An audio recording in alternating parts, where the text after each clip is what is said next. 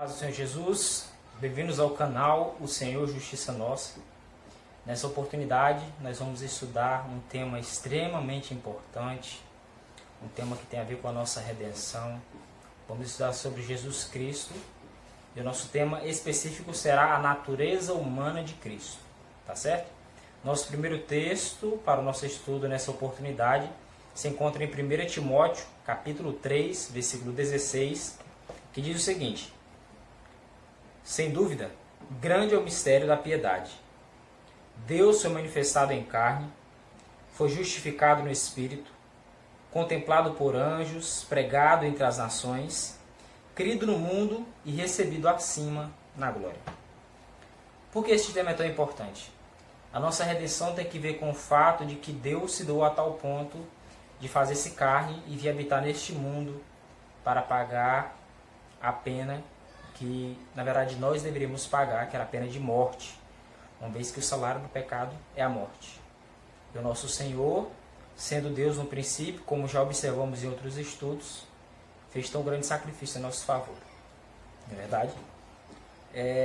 A questão do mistério da piedade é maravilhoso porque demonstra o amor de Deus ao se sacrificar tanto pelo ser humano, a sua criatura. Em João, capítulo 1, versículo 1, um texto bem conhecido, já outras vezes citado, diz o seguinte: no princípio era o Verbo, e o Verbo estava com Deus, e o Verbo era Deus. Esse Verbo que estava no princípio com Deus, João, no versículo 14, diz que e o Verbo se fez carne e habitou entre os homens, e vimos a sua glória, glória como do unigênito do Pai, cheio de graça e de verdade. Então, aqui também é apresentado o mistério da piedade. Tanto Paulo como João, eles apresentam esse mistério para nós, dizendo que Deus, aquele que estava no princípio com o Pai, e por meio de quem foram criadas todas as coisas, foi o mesmo que se fez carne e habitou entre nós, e por nós sofreu e por nós morreu. Glórias ao Senhor Jesus. Tá certo? É muito importante entendermos este tema, porque aqui nos é relatado o sacrifício do Senhor. Tá? E nesse estudo em especial, vamos entender com que natureza Cristo veio a este mundo. Tá certo? Nosso próximo texto encontra-se no livro de Filipenses, capítulo 2, versículo 5 até o versículo de número 8. Tá? Filipenses, capítulo 2, versículos 5 a 8. O livro de Filipenses fica exatamente depois do livro de Efésios. Tá? Gálatas, Efésios e Filipenses. 2, 5 a 8. Diz assim: tende em vós o mesmo sentimento que houve também em Cristo Jesus, o qual, tendo plenamente a natureza de Deus, não reivindicou ser igual a Deus, mas, pelo contrário, esvaziou-se a si mesmo, assumindo plenamente a forma de servo e tornando-se semelhante aos seres humanos. Assim, na forma de homem, humilhou-se a si mesmo, entregando-se à obediência até a morte, e a morte de cruz. Veja só, tanto em 1 Timóteo 3,16, como em João capítulo 1, versículos 1 e 14, como também em Filipenses capítulo 2, versículos 5 a 8, é detalhado para nós o mistério da piedade. Deus deixando a sua glória no céu e se tornando o homem em nosso lugar. O texto aqui de Filipenses dá um detalhe ainda a mais, onde Paulo diz que ele se tornou semelhante aos homens. Esse semelhante não significa que foi só parecido. Semelhante quer dizer que ele foi igual a um de nós. Isso é importante entender porque muitas pessoas lêem alguns textos que falam da questão dessa semelhança ou parecido e entendem que não era completamente igual, mas na verdade era. Cristo era exatamente como eu e você somos. A única diferençazinha era a questão do pecado, porque ele não poderia ter pecado ao vir a esse mundo. Porque isso o desabilitaria a ser nosso Salvador. Tá certo? Então, Romanos capítulo 8, versículo 3, nos dá outro detalhe da carne de Cristo que era importante que ele assumisse ao vir a este mundo. Que diz assim: porquanto aquilo que a lei for incapaz de realizar, por estar enfraquecida pela carne, Deus o fez, enviando o seu próprio Filho, em semelhança de carne pecaminosa, como oferta pelo pecado, e assim condenou o pecado na carne. Veja só, não somente Cristo veio a este mundo em carne, como ele veio na nossa carne. na mesma carne que eu e você temos, com as mesmas tendências hereditárias que eu e você possuímos, que eu e você herdamos de nossos pais. Isso é tendência hereditária, é tendência que você herda dos seus antepassados, tá certo? É importante dizer que isso não significa que Cristo tenha cometido pecado. Cristo tinha natureza pecaminosa. Não está escrito que Cristo cometeu pecado. Ter natureza pecaminosa e cometer pecado é diferente, tá certo? Enoque e Elias nasceram com natureza pecaminosa e alcançaram a perfeição. É tanto que foram trasladados e levados para o céu. Eu não acredito que o Senhor levou eles com pecado para o céu. E creio que você também não, né? Uma vez que está escrito que no céu nada entre lá que possa contaminar. Tá ok? Então, Cristo ter natureza pecaminosa não significa que Cristo pecou. Significa que Cristo veio ao mesmo terreno que nós e venceu, com a mesma natureza que nós temos.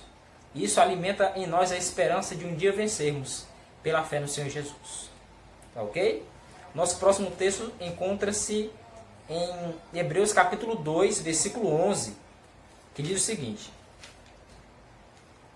É importante entender que Hebreus capítulo 1 fala da divindade de Jesus e Hebreus capítulo 2 fala da humanidade. Então você quer estudar sobre o Deus manifesto em carne, estude os primeiros capítulos de Hebreus, o capítulo 1 e o capítulo 2. Tá ok? Olha só, Hebreus capítulo 2, versículo 11. Assim, tanto o que santifica, Jesus Cristo, quanto os que são santificados, advém de um só. Na humanidade, tanto nós como Jesus viemos de Adão. Certo? E por essa razão, Jesus não se envergonha de chamá-los de irmãos. Ou seja, a todos aqueles que estão em santificação, Jesus não se envergonha de chamá-los de irmãos, uma vez que possui a mesma natureza que estes. Tá certo? Possuem natureza pecaminosa, mas estão em processo de santificação. Estão buscando abandonar o pecado e buscando em Cristo o poder para isso. Ok? Nosso próximo versículo encontra-se no versículo 16, que diz assim: pois é evidente que ele não auxilia os anjos, mas sim a descendência de Abraão. Para tirar qualquer dúvida, o Senhor veio socorrer a descendência de Abraão. Então era necessário que ele tivesse a descendência de Abraão. Cristo é descendente de Abraão. Nós somos descendentes de Abraão. Tá certo? Pela fé. Cristo herdou a natureza que Abraão tinha. E quando Abraão nasceu, Adão já havia pecado. Então essa natureza era a natureza depois da queda de Adão. Certo? Isso é importante por quê?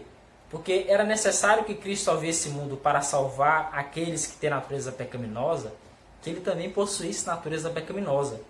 Pois dessa forma, o Senhor estava a mostrar que aquilo que Deus pôde fazer em Cristo com natureza pecaminosa é o mesmo que o Senhor pode fazer em nós, tendo natureza pecaminosa. Tá ok? Mais uma vez, natureza pecaminosa não significa que você cometeu pecado. É uma natureza que você herdou do seu antepassado. Você não vai pagar por um pecado que ele cometeu. Tá? Versículo 17. Por esse motivo, era vital que ele se tornasse semelhante a seus irmãos, em todos os aspectos, a fim de que pudesse constituir-se sumo sacerdote misericordioso e leal em relação a Deus, e pudesse realizar propiciação pelos pecados do povo. Olha como é interessante. Por esse motivo, era importante, era necessário, era vital que ele se tornasse semelhante aos seus irmãos. Veja, semelhante, ele era como um de nós, ele se fez carne como qualquer um ser humano. Tá? Para que pudesse ser misericordioso e fiel sumo sacerdote. Isto indica que para que Cristo pudesse ser misericordioso e fiel sumo sacerdote, ele tinha que ter a nossa natureza e entender, por experiência própria, a força das nossas tentações. Entender por experiência própria as lutas pelas quais passamos. Isto chama-se empatia. É a capacidade que o ser humano tem de se colocar na situação do outro e entender pelo que o outro está passando naquele momento. Tá certo? Jesus sabe, não apenas por ser Deus, por ter a natureza divina e ser onisciente, mas pelo fato de ter passado pelo que eu e você passamos. Glória ao Senhor Jesus. Versículo 18 diz assim: considerando, portanto, tudo que ele mesmo sofreu quando tentado, ele é capaz de socorrer todos aqueles que semelhantemente estão sendo atacados pela tentação. Por quê esse texto? Será que, como Deus, ele não poderia socorrer? Poderia, mas agora ele está capacitado para ser o nosso sumo sacerdote, porque ele tem a nossa natureza. Ele sabe perfeitamente, por experiência própria, ele conhece vividamente o que é a tentação do ser humano. Então ele provê o meio de escape para o ser humano, agora de uma maneira muito mais eficaz, pelo fato de ter passado pelo que passamos. Ele sabe até onde o ser humano suporta, porque ele veio e suportou. Tá? O capítulo 4, versículos 14 e 15, para nós encerrarmos, diz assim: Hebreus 4, 14 e 15. Versículo 15, perdão. Versículo 15. Pois não temos o sumo sacerdote que não seja capaz de compadecer-se das nossas fraquezas, mas temos o sumo sacerdote supremo, ou sumo sacerdote, que a nossa semelhança foi tentado em todas as coisas, porém sem pecado algum. Essa é a única diferença. Alguns citam o texto: não, mas Jesus era separado dos pecadores. Sim, separado dos pecadores, porque não cometia pecado, como nós cometemos. Mas no sentido de ter a nossa natureza, ele era igualzinho a nós, como qualquer um de nós. A questão da natureza é algo que se herda. A questão do cometer o pecado não é isso. O pecado é uma escolha do ser humano. 1 João 3, versículo 4, diz que o pecado é a transgressão da lei, é a desobediência à lei. E a palavra de Deus também diz, no capítulo 18, versículos 4 e 20 de Ezequiel, que a alma que pecar, essa morrerá.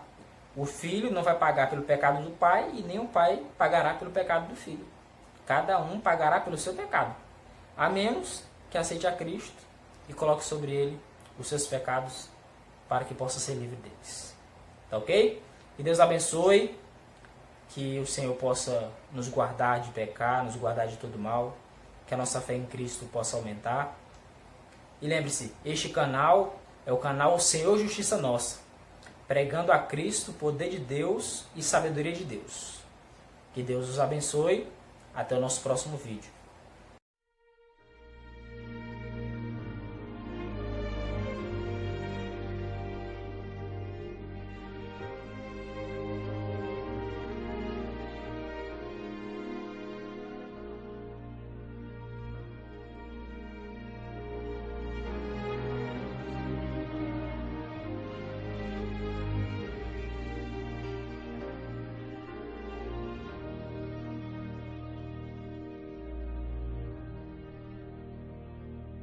Só a cruz lá do Calvário traz-nos paz, bendita paz, como um barco bem seguro em um mar de ilusões. Se teu fardo é tão pesado e difícil é viver, descansa em meio às sombras, contempla Cristo sim e seu amor.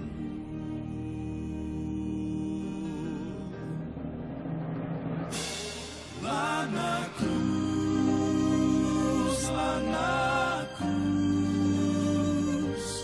esse dom precioso Cristo deu. Não há maior amor que o céu da cruz.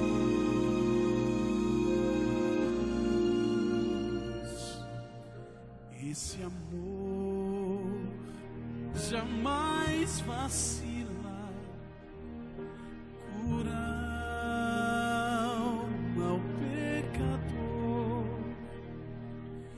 enche a vida de alegria, faz brilhar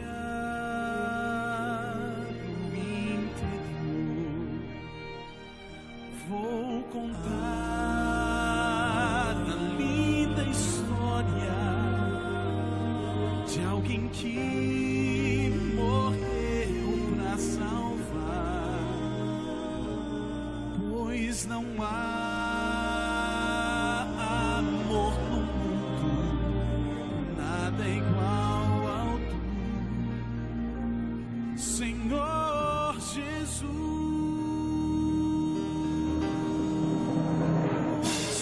Lá na cruz, lá na cruz, esse dom precioso Cristo deu. Não há maior amor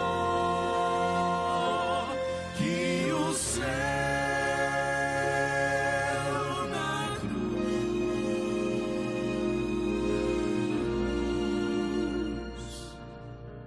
Tal amor jamais vacila e perdão concederá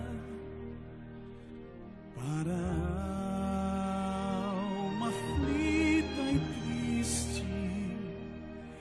É Jesus.